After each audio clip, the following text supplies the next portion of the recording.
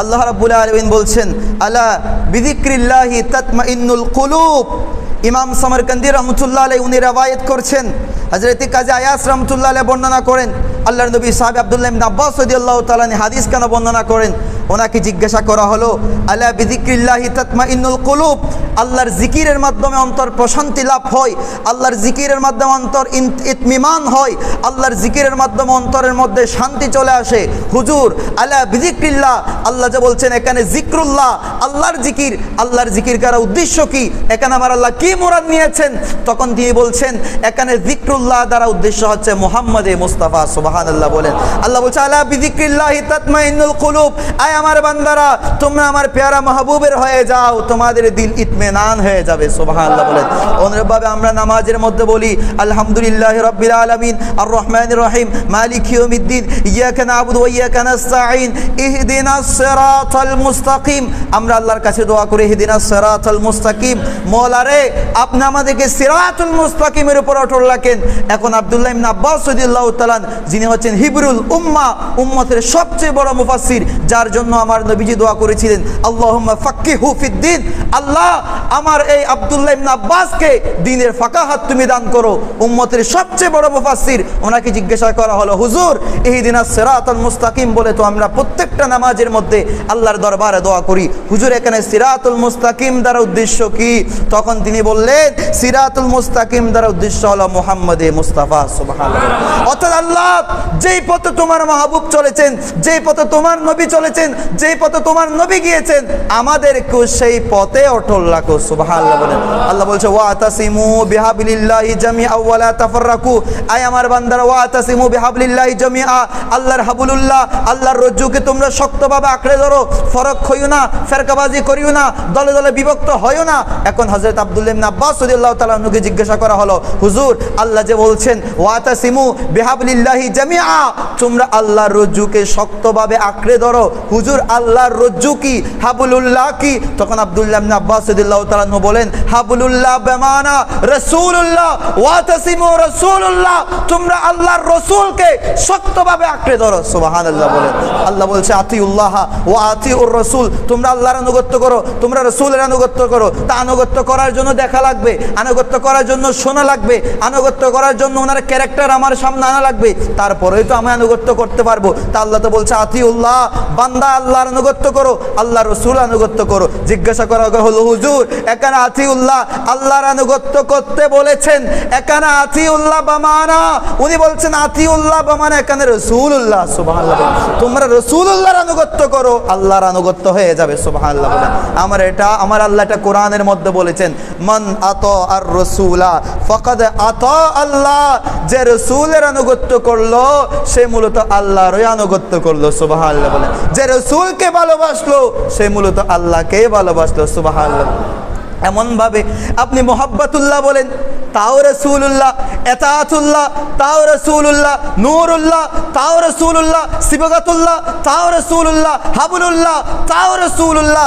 এভাবে প্রত্যেকটা জায়গার মধ্যে যেখানে প্রত্যেকটা আমার আল্লাহর যত নাম আছে প্রত্যেকটা নামের ভিতরে আমার আল্লাহ আল্লাহর পেয়ারা হাবিবকে লুকায়িত রেখেছেন। সুবহানাল্লাহ বলেন।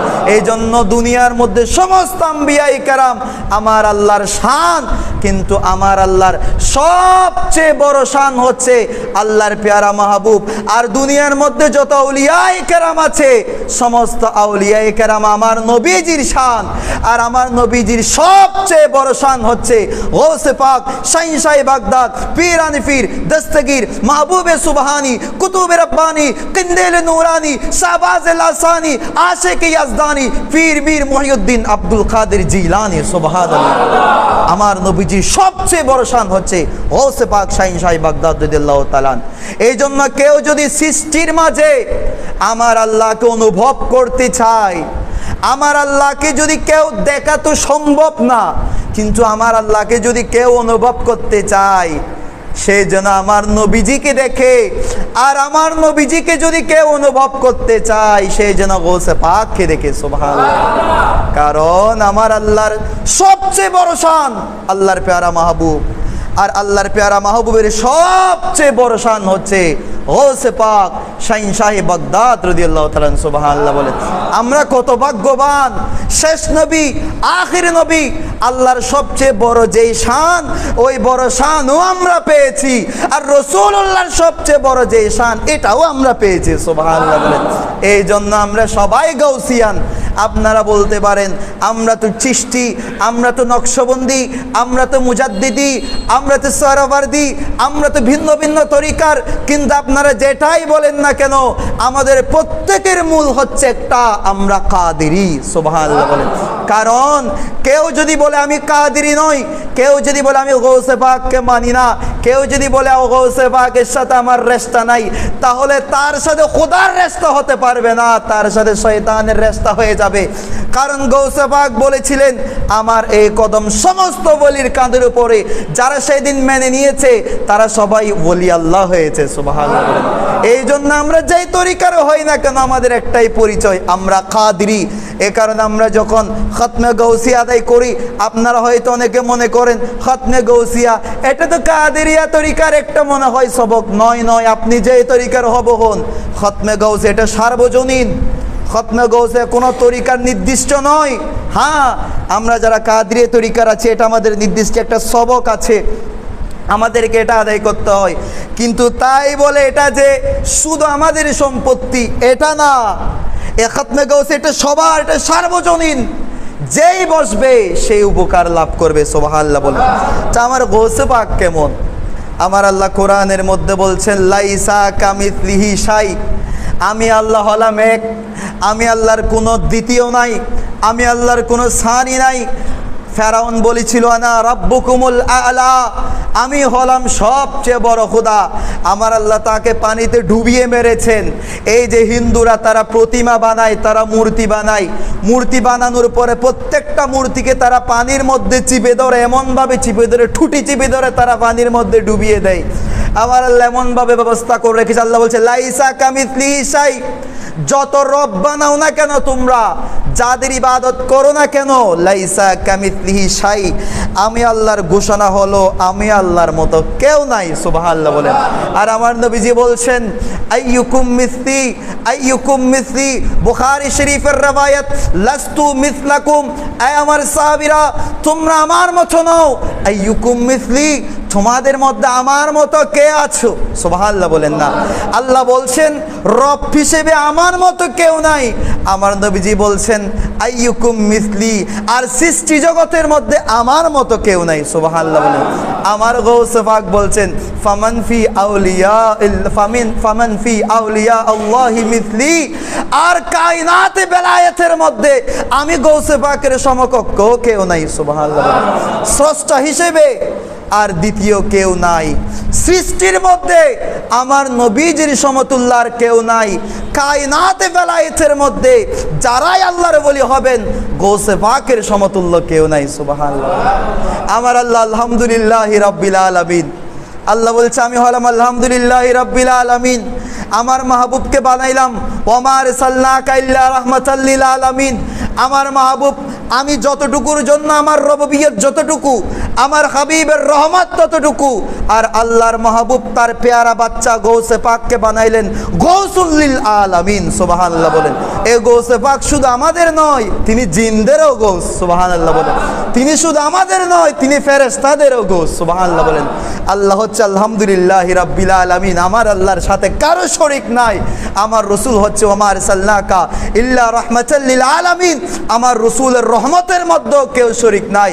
আর আমার গৌস হচ্ছে গৌসুল লিল আলামিন, কিয়ামত পর্যন্ত একজন গৌস থাকবেন, তিনি হচ্ছেন গৌসে পাক শাহিন শাহে বাগদাদ সুবহানাল্লাহ। ইমাম মাহাদি যখন আসবেন তখন তিনি ইস্তেফাদি ইমাম মাহাদি ওই জায়গার মধ্যে করবেন। হ্যাঁ, অনেক আঞ্চলিক গৌস আছে, একজন গৌসুল আজম তিনি হচ্ছেন আমার গৌসে পাক। তবে আমার গৌসে পাক যদি কাউকে গৌসিয়ত প্রদান করে উনিও গৌস হয়ে যায়। সুবহানাল্লাহ বলেন না? যেভাবে আমরা পেয়েছি আমার গৌসুল আজম মেজবান্ডারিকে, যেভাবে আমরা পেয়েছি আমাদের খাজা গরিবে নওয়াজকে, এক একজনকে এই ওলি আল্লাহ আমার গৌসে পাকে বানিয়েছেন। সুবহানাল্লাহ বলেন না? কারণ কেউ যদি বলি হতে চায়, আমার গৌসে পাক যদি সিগনেচার যতক্ষণ করবে না ততক্ষণ কেউ গৌস তো দূরের কথা ওলি পর্যন্ত হইতে পারবে না। সুতরাং গৌসুল আজমও আমাদের, গৌসুল আজম মেজবান্ডারিও আমাদের। সুবহানাল্লাহ বলেন না? এখন অনেকে বলছে না আমরা গৌসুল আজম মেজবান্ডারি মানি না, আমরা শুধু একজন গৌস মানি। আরে গৌসুল আজম মেজবান্ডারি তো আমরা বানাই নাই, গৌসুল আজম মেজবান্ডারিকে গৌসুল আজম আমার গৌসে পাক বানিয়েছে। সুবহানাল্লাহ বলেন না? আমরা গৌসে পাককে সরাসরি পাই নাই, কিন্তু আমাদেরকেও আমার গৌসে পাক মাহরুম করেন নাই, বলে যে তোমাদের দেশের জন্য আমি একটা দিয়ে দিলাম। ফটিকছড়ি জমিনের মধ্যে গৌসুল আজম মেজবান্ডারিকে দিয়েছেন। সুবহানাল্লাহ বলেন না? আমি আজ হলফ করে বলতে পারবো, এই মিম্বরে দাঁড়িয়ে বলতে পারবো, আমার জীবনের মধ্যে যা কিছু অর্জন, আমি এটা আল্লাহর দরবারে শুকরিয়া করি, আমি পেয়েছি আমার শাহিনশাহী শ্রীকুটের বদৌলতে, আর যা কিছু পেয়েছি আমার গৌসুল আজম মেজবান্ডারির সদকায়। সুবহানাল্লাহ বলেন? এই জন্য যাবেন গৌসুল আজম মেজবান্ডারির দরবারে যাবেন, কে কি বলুক এগুলা দরকার নাই, শিরকের ফতোয়া দিবে। আরে তারা যদি মূর্তির কাছে যাইতে পারে, তারা যদি পূজা মণ্ডপে যায়, ওখানে যদি শিরক না হয়, তারা আপনার কথার কোনো পরোয়া করে না। সামান্য বুটের জন্য যদি তারা যদি ওখানে পূজা মণ্ডপে যাইতে পারে, তাহলে আপনি কেন হযরত কিবলার দরবারে যাইতে পারবেন না? ওখানে যাবেন, চাইবেন, আপনাকে 100% সিউরিটি আমি দিতে পারবো, চাওয়ার মতো চাইতে পারলে আমার গৌসে ভান্ডারে আপনাকে দিয়ে দিবেন। সুবহানাল্লাহ। কে বলছে আমার নবীজির কাছে চাওয়া যাবে না, নবীজি কি দিতে পারে? আর কে বলছে না আমি তো 1 ফুটা চেয়েছিলাম নবীজির কাছে, আর আমার নবীজি আমাকে সাগর পরিমাণ দিয়ে দিয়েছেন। সুবহানাল্লাহ। মেরে করিম से गर कतरा के सीने मांगा दरिया बहा दिए है दुर्बे बहा दिए है। কে বলছেন নবী কিছু দিতে পারে না, আর কে বলছেন আমি তো মাত্র ফুটা চেয়েছিলাম, আমার নবী তো আমাকে সাগর পরিমাণ দিয়ে দিয়েছেন। সুবহানাল্লাহ। কে বলছেন গৌসুল আজম কিছু দিতে পারে না, আর কে বলছেন আর আমাকে যা কিছু দিয়েছেন আমার গৌসে পাক দিয়েছেন। সুবহানাল্লাহ। এখানে শিরকের কিছু নাই, শিরকের কিছু নাই, কারণ আমরা এটা বিশ্বাস, আমরা এটা বিশ্বাস করি, গৌসে পাক বলেন, গৌসুল আজম মেজবান্ডারি বলেন, যারা বলেন আমরা সবাই আল্লাহর বান্দা, ওনাদেরকেও ক্ষমতা দিয়েছেন আমার আল্লাহ রাব্বুল আলামিন। সুবহানাল্লাহ। সুতরাং এখানে শিরকের কোনো গন্ধ পাওয়ার দরকার নাই।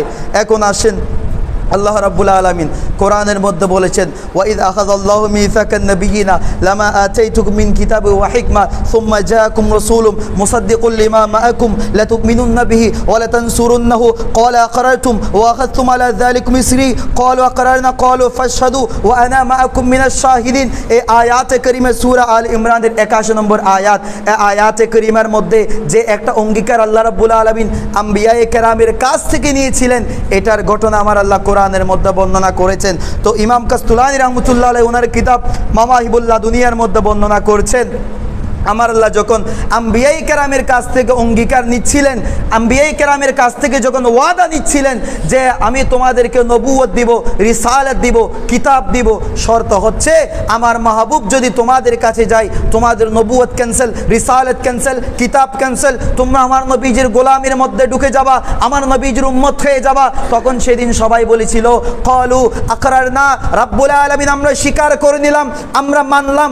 এটা বলার সাথে সাথে সমস্ত আম্বিয়ায়ে কেরামের উপর একটা নূর ছেয়ে গেল, বৃষ্টির মতো একটা নূর ছেয়ে গেল। আম্বিয়ায়ে কেরামের রূহ মুবারক আল্লাহকে জিজ্ঞেস করলেন, আই বারি তাআলা এটা কিসের নূর আমাদের উপরে বৃষ্টির মতো মেঘের মতো ছেয়ে গেল, এটা কার নূর? আমার আল্লাহ তখন বলছেন, যে নবীর অঙ্গীকার আমি তোমাদের কাছ থেকে নিলাম, আমার যেই মাহবুবের অঙ্গীকার আমি তোমাদের কাছ থেকে নিলাম, এটা হচ্ছে সেই মাহবুবের নূর মুবারক। সুবহানাল্লাহ বলেন। এটা বলার সাথে সাথে সমস্ত আম্বিয়ায়ে কেরাম সেদিন আমার নবীজির নূর মুবারকের কাছে নিজেদের গর্দান ঝুঁকিয়ে দিয়েছে। আর বাহজাতুল আসরার নামক কিতাবের মধ্যে আসছে, গৌসে পাক শাহিনশাহ বাগদাদ রাদিয়াল্লাহু তাআলা আনহু যখন বললেন আমার এই কদম সমস্ত ওলিদের কাঁধের উপরে, সমস্ত ওলিদের কাঁধের উপরে আমার এই কদম, আমার গৌসে পাক শাহিনশাহ বাগদাদ যখন এই কথা বললেন, আমার আল্লাহ ফেরেশতা পাঠিয়ে দিলেন। ফেরেশতার একটা সুন্দর পোশাক নিয়ে আসলো, একটা রাস মুকুট নিয়ে আসলো, ওই পোশাক নিয়ে গৌসে পাককে পরিয়ে দিলেন, ওই রাস মুকুট আমার গৌসে পাককে পরিয়ে দিলেন। চারপাশে রিজালুল গায়েবরা ফেরেশতারা চারপাশে এভাবে এভাবে ব্যারিকেড দিয়ে ফেললো, গোটা পৃথিবী বন্ধ করে ফেললো। আল্লাহর সৃষ্টি জগতের শুরু থেকে কিয়ামত পর্যন্ত যতগুলো আল্লাহর ওলি দুনিয়ার মধ্যে আসবে সবাই ওই দিন ওই অনুষ্ঠানের মধ্যে উপস্থিত হয়েছে।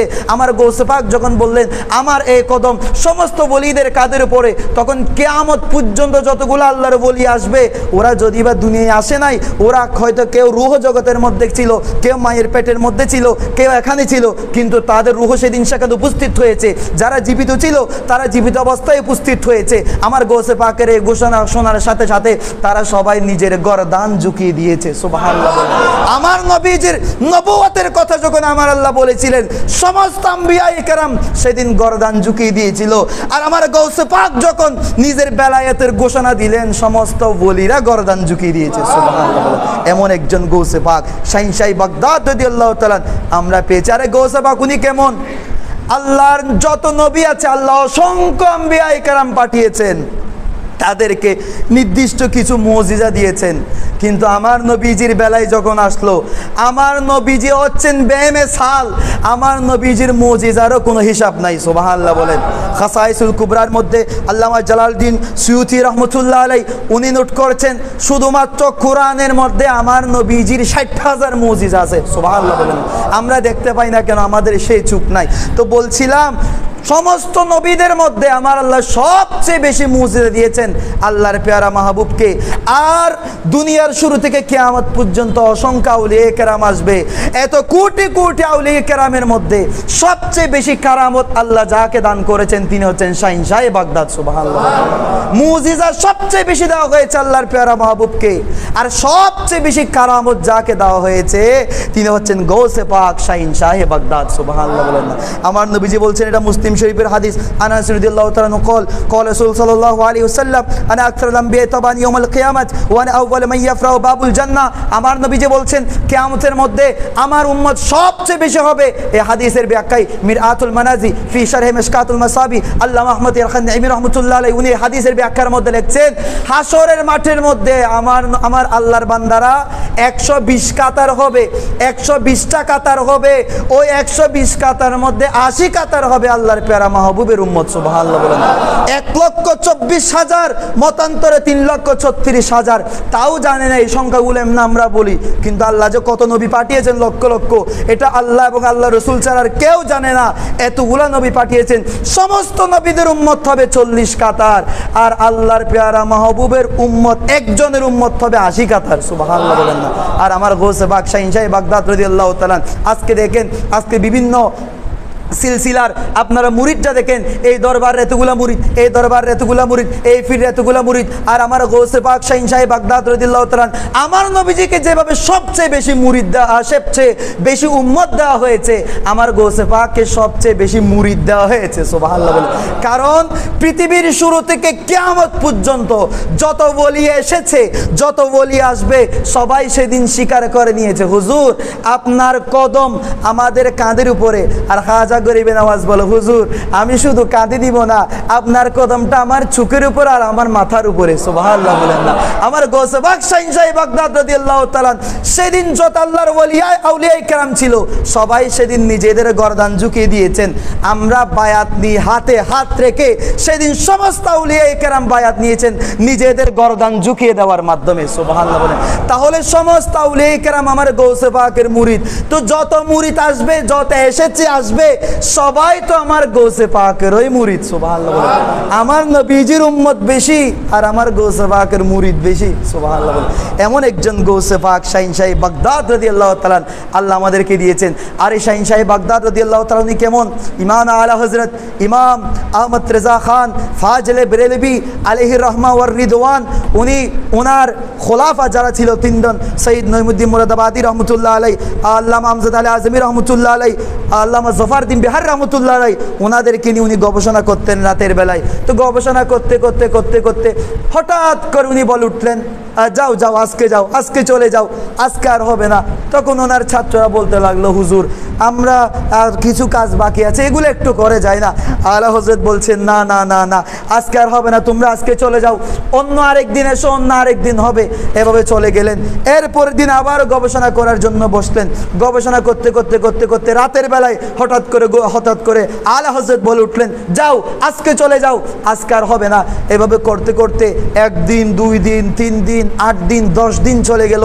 সৈয়দ নঈমুদ্দিন মুরাদাবাদী রহমতুল্লাহ আলাইহি উনি চিন্তা করছেন, কিরে আমরা তো এত গুরুত্বপূর্ণ আলাপ আলোচনা করি, আমরা গবেষণা করি, এত কষ্ট করে বিভিন্ন তফসিরের কিতাব এনে রাখলাম, হাদিসের কিতাব এনে রাখলাম, একটা বিষয় সমাধা করব, এই মুহূর্তে আলা হযরত আমাদের হুজুর এরকম করে কেন আমাদের সাথে, যে আজকে আর না কালকে, এটা আজকে আমাদেরকে দেখতে হবে, এটা কি জন্য করে, এই গোপন বিষয় আজকে আমরা জানবো। তো ওনাদেরকে যখন বের করে দেওয়া হলো, আলা হযরত ওই যে আগের নিয়ম মোতাবেক হঠাৎ করে বলে উঠলেন, যাও তোমরা বের হয়ে যাও, কালকে আসিও। ওই 3 জন কি করলেন, ওনাদের আগের প্ল্যান মোতাবেক দরজার বাহিরে দাঁড়িয়ে থাকলেন। তো দরজার বাহিরে দাঁড়িয়ে থাকার পরে ওনারা খেয়াল করলেন, আলা হযরত দরজাটা বেঁধে দিলেন।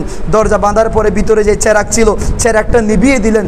হঠাৎ করে খেয়াল করলেন ওনার ঘরের মধ্যে নূরে ভরপুর হয়ে গেল।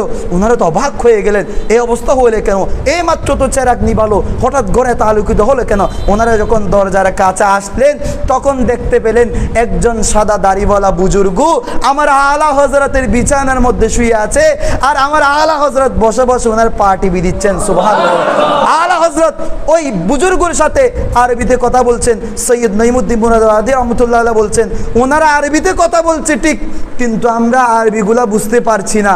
আরে নঈমুদ্দিন মুরাদাবাদী রহমতুল্লাহ আলাইহি কেমন, ওই সময়কার যদি আলেমদের লিস্ট করা হয়, টপ লিস্টে যিনি থাকবেন সৈয়দ নঈমুদ্দিন মুরাদাবাদী রহমতুল্লাহ আলাইহি, আল্লামা আমজাদ আলী আজমি রহমতুল্লাহ আলাইহি, আল্লামা মালিকুল উলামা আল্লামা জফরউদ্দিন বিহার রহমতুল্লাহ আলাইহি, অনেক বড় বড় আলেম। ওনারা বলছেন আলা হযরত এবং ওই বুজুর্গের মধ্যে কথা হচ্ছে, কিন্তু আমরা কোনো কথা বুঝতে পারছি না। বুঝতে না পারলে কি হবে, ওনাদেরকে যত দেখি আমাদের তত মায়া লাগে। সুবহানাল্লাহ বলেন না। আমার হুজুর কেবলায়ে আলম যখন এখানে আসে, আমার হুজুর কেবলায়ে আলম যখন উর্দুর মধ্যে বয়ান করে, আমরা কিছু বুঝি আর কিছু বুঝি না, তাও আমরা দেখে থাকি কেন, আমরা যত দেখি আমাদের তত মায়া লাগে। সুবহানাল্লাহ বলেন না। ওনারা বলছেন আমরা এভাবে দেখে থাকলাম, আমরা কিছু বুঝতে পারলাম না। তো কিছুক্ষণ কথা হওয়ার পরে ওই বুজুর্গ ব্যক্তি চলে গেলেন। আলা হযরত আবারও চেরাক ধরালেন, আবারও দরজা খুললেন। দরজা খুলে যখন ওই 3 জন ছাত্রকে দেখলেন, আমার আলা হযরতের একটু রাগান্বিত হয়ে গেলেন। আলা হযরতের জালালিয়ত চলে আসলো। আলা হযরত বলছেন, এই আমি কি তোমাদেরকে নিষেধ করি নাই, তোমরা এখানে এগুলা কি রেখেছো এতক্ষণ, তোমরা এতক্ষণ দাঁড়িয়ে থেকেছো কেন? তখন ওই 3 জন একটু চালাকি করলো। ওই 3 জনের মধ্যে একজন ছিল আল রাসূল। সুবহানাল্লাহ বলেন। উনি হচ্ছেন সৈয়দ নঈমুদ্দিন মুরাদাবাদী রহমতুল্লাহ আলাইহি, উনি আওলাদ রাসূল ছিল। ওই 2 জন কি করলো, একজনকে সামনে এনে দিল। আল রাসূলের চেহারা যখন দেখলো, আমার আলা হযরতের রাগ মুহূর্তের মধ্যে নেমে গেল। সুবহানাল্লাহ বলেন।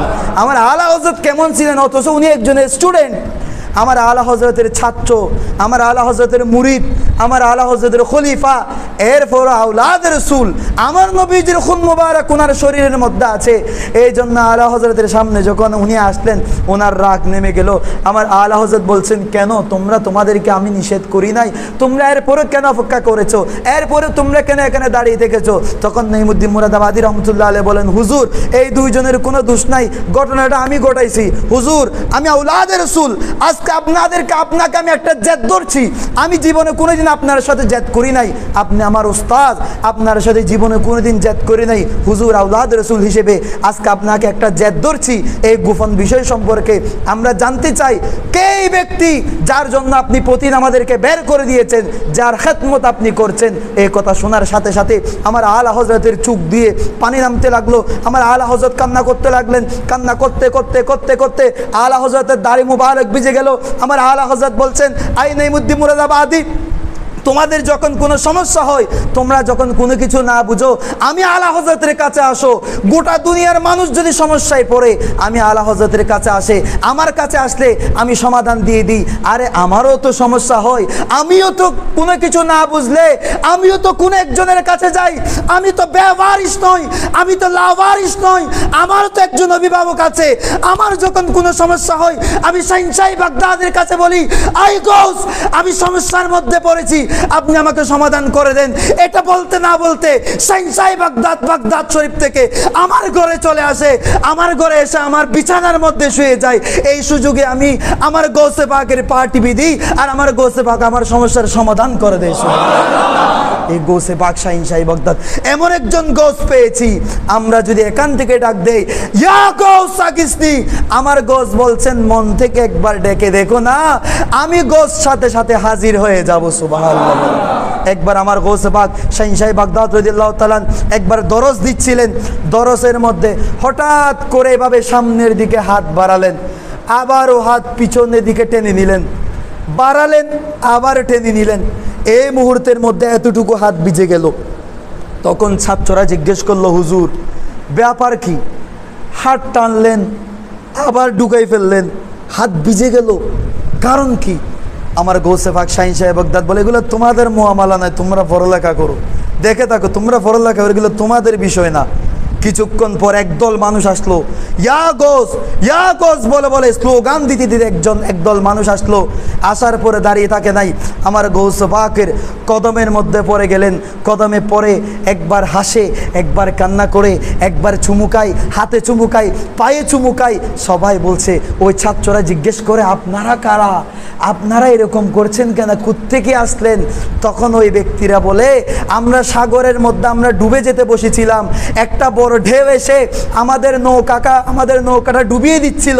ওই মুহূর্তে আমরা ইয়া গস বলে যখন ডাক দিলাম, একটা হাত এসে ওই নৌকাকে ধরে তীরের মধ্যে নিয়ে আসলো। সুবহানাল্লাহ। এই গৌসে পাক শাইনশাহ বাগদাদ রাদিয়াল্লাহু তাআলা ওই হাত মোবারক যেটা দরস থেকে টেনেছেন ওটা ওখানে ছিল না, ওটা সাগরের মধ্যে পৌঁছে গিয়েছিল। সুবহানাল্লাহ বলে ওনারা বলছেন খুদা কি ফজল সে হাম পর है साया गौसे आजम का, हमें दो नो जहां में है सहारा गौसे आजम का। सुबहानाल्लाह बोलें ना। खुदा शुक्र, আল্লাহর দরবারে লাখ লাখ শুকর যে রব্বুল আলামিন আমাদেরকে গৌসে পাকের গোলাম বানিয়েছেন। সুবহানাল্লাহ বলেন। তো এটা শোনার পরে একজন স্টুডেন্ট বলে উঠলো যে এটা কেমনে সম্ভব, এখান থেকে হাত টানলো ওখানে এটা পৌঁছানো সম্ভব নাকি? পিছন থেকে আরেক ছাত্র ওনাকে থাপ্পড় মেরে বলে, আরে যেভাবে আসিফ বিন বরখিয়া যেভাবে রানী বিলকিসের সিংহাসন এনেছিল আমার গৌসে পাকও ঠিক সেভাবে এনেছেন। সুবহানাল্লাহ বলেন না। সুলাইমান আলাইহিস সালাম বলেছিল রানী বিলকিসের সিংহাসন এখানে কে এনে দিতে পারবে? একজন জিন উঠে বলে হুজুর আমি এনে দিতে পারবো। কতটুকু, কয় সেকেন্ডের মধ্যে আনতে পারবা? বলছে হুজুর আপনি বসবেন, বসার থেকে উঠতে উঠতে যত সময় লাগে অথবা উঠা থেকে বসতে যত সময় লাগে ওই সময়ের মধ্যে আমি ওই সিংহাসন এনে দিব। সুবহানাল্লাহ বলেন না। সুলাইমান আলাইহিস সালাম বললেন না, আরো কম সময় লাগবে। আরো কম সময় কে পারবা? একজন আল্লাহর ওলি আসিফ বিন বরখিয়া উনি দাঁড়িয়ে গেলেন, হুজুর আমি পারবো। বলে তুমি কতক্ষণে পারবা? যে হুজুর আপনি চুকের পলক ফেলেন না, চুকের পলক ফেলার সময় এই পাপড়িটা বানতে আর খুলতে যত সময় লাগে আপনি বানবেন আর খুলতে খুলতে দেখলেন রানী বিলকিসের সিংহাসন আপনার সামনে চলে এসেছে। সুবহানাল্লাহ। তাহলে আল্লাহর ওলিদের কারামত কোরআনে আছে না নাই? আর একটু জোরে বলেন না আছে না নাই? আজ যারা বলে যে কারামত এগুলা দিয়ে আমরা কি করব, এগুলো অনর্থক বিষয়, এগুলা যদি অনর্থক হয় নাউজুবিল্লাহ, কোরআনের মধ্যে কি আমার আল্লাহ অনর্থক বিষয় এনেছেন? আমার আল্লাহ এই কারামত কোরআনের মধ্যে বর্ণনা করেছেন, কিয়ামত পর্যন্ত দলিল করে দিয়েছেন যে কিয়ামত পর্যন্ত আমার ওলিরা আসবে আর এই ধরনের কারামত প্রকাশ পেতে থাকবে। সুবহানাল্লাহ বলেন। তা আসিফ বিন বরখিয়া যে সুলাইমান আলাইহিস সালামের উম্মত ছিল, ওনার যদি এই পাওয়ার হতে পারে, আরে গৌসে পাক উনি সুলাইমান আলাইহিস সালাম নয়, উনি তো সাইয়্যিদুল আম্বিয়ার উম্মত, তাহলে ওনার পাওয়ার আরো কতটুকু হতে পারে এটা আমার আল্লাহ ছাড়া আর কেউ জানে না। সুবহানাল্লাহ। এমন আমার আল্লাহর দরবারে শুকরিয়া, এমন একজন গৌস আমরা পেয়েছি। আল্লাহর দরবারে শুকরিয়া, এমন একজন আল্লাহর ওলি আমরা পেয়েছি, ওনার গোলাম হতে পেরেছি। শাইনশাহ বাগদাদ রাদিয়াল্লাহু তাআলা 40 বছর পর্যন্ত আমার আল্লাহর লাগাতার ইবাদত করার পরে আমার আল্লাহ ইলহাম পাঠালেন, আই আব্দুল কাদের তুমি আমার কাছে কি চাও, আমার কাছে কি চাও তুমি? গৌসে পাক বলেন, রব্বুল আলামিন আমি আমার জন্য চাচ্ছি না, রব্বুল আলামিন আমি চাই কিয়ামত পর্যন্ত আমার যত মুহিব্বিন আসবে, আমার যত আশিক আসবে, গ্যারাবি যারা পালন করবে, যারা আমি গৌসে পাককে ভালোবাসবে, আপনি যেন তাদেরকে তওবা ছাড়া মৃত্যু না দেন। সুবহানাল্লাহ। আমার গৌসে পাক শাহীন সাহেব বাগদাদ সেদিন আল্লাহকে বলেছেন, আল্লাহ বলেছেন গৌসে পাক আয় আব্দুল কাদের তুমি কি চাও? গৌসে পাক বলেছিলেন, আল্লাহ রে আমার জন্য চাচ্ছি না, আমার মুহিব্বিন যারা আসবে তাদের মৃত্যু যাতে তওবা ছাড়া না হয়।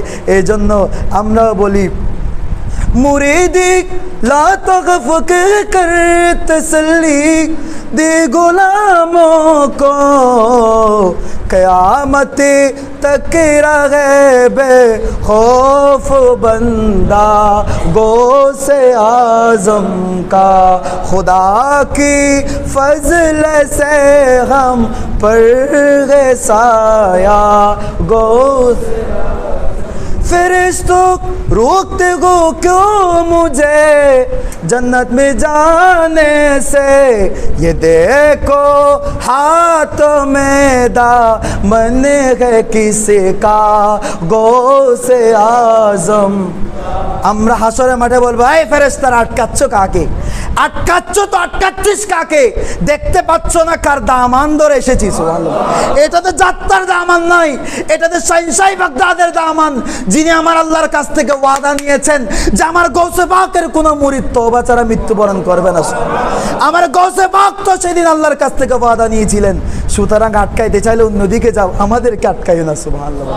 আল্লাহর দরবারে শুকরিয়া, আল্লাহ আমাদেরকে আল্লাহর আখিরি নবী, আল্লাহর মাহবুব নবীর উম্মত করেছেন। আল্লাহর দরবারে শুকরিয়া, আল্লাহ আমাদেরকে তার পেয়ারা বন্ধু গৌসে পাক শাহীন সাহেব বাগদাদের আশেক করেছেন। সুবহানাল্লাহ। শাহীন সাহেব বাগদাদ রাদিয়াল্লাহু তাআলা আনহু যেই পথে চলেছেন, যেই মতে চলেছেন, যেভাবে আমার আল্লাহকে রাজি করেছেন, আমাদেরকে ঠিক সেভাবে চলে আমার আল্লাহর বিধান মোতাবেক, রাসূলুল্লাহর বিধান মোতাবেক নিজের জীবন গঠন করার তৌফিক দান করুন। আমিন।